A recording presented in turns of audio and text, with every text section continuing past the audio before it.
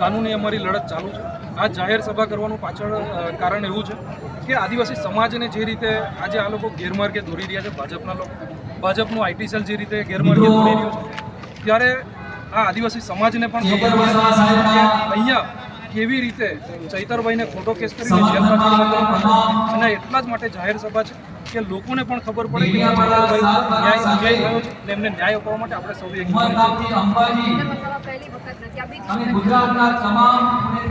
ભાજપે અત્યાર સુધીમાં ઘણા બધા કેસો એમાંથી 14 કેસની અંદર ચૈતરભાઈ પોતે નિર્દોષ સાબિત થયેલા છે અને જે કંઈ બાકીના જે કેસો છે એની અંદર પણ નિર્દોષ છે, છતાં પણ આજ દિન સુધી પોલીસે પણ તે પુરાવા નથી જાહેર કરી શકી। ના કેસ કરનાર વ્યક્તિ જે ફરિયાદી છે એ પુરાવા આપી શકે,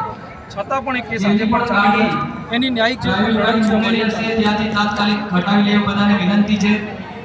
પાછળ જે પાર્કિંગ આપેલું છે વીઆઈપી દલિત ઇન્ડિયા માર્કે આંદોલન એમાંથી પોતાની ગાડી લઈ લેશો। આખા ઉમરગામથી લઈને અંબાજી સુધીના તમામ આદિવાસી જે ટ્રાઇબલ વિસ્તાર છે આ તમામ આદિવાસીને એક કરીશું, સંગઠિત કરીશું અને તમામ આદિવાસી સમાજમાં જે ફરક પડતો આજે જે યોદ્ધા જે જેલની પાછળ એને બહાર લેવા માટે કઈ રીતે ઘર સુધી અમે વાત પહોંચાડી હતી ચૈતરભાઈ ન્યાય પણ અને ગેટ પર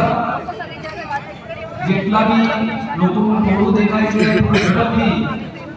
પોતપોતાની જગ્યા લઈ લેશો। બધાને વિનંતી છે આપણે ટૂંક સમયમાં કાર્યક્રમ ચાલુ કરવાનો છે।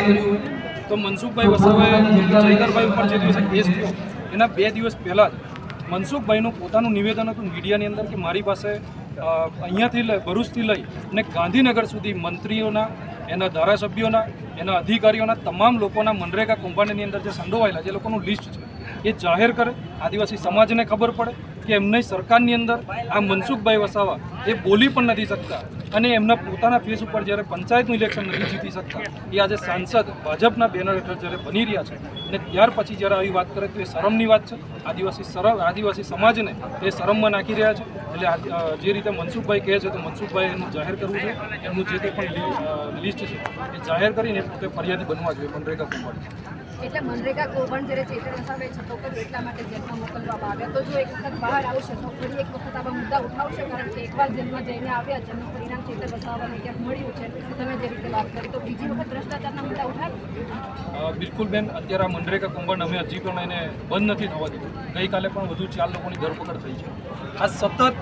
ચૈતરભાઈ જેલમાં છે છતાં પણ અમારા જે કંઈ પણ કાર્યકર્તાઓ છે, અમારી પાર્ટી છે, આમ આદમી પાર્ટીના જે કંઈ પણ પ્રદેશના નેતાઓ છે એ લોકો સતત આના ઉપર ધ્યાન દોરી રહ્યા છે। એટલે જ સરકાર આનું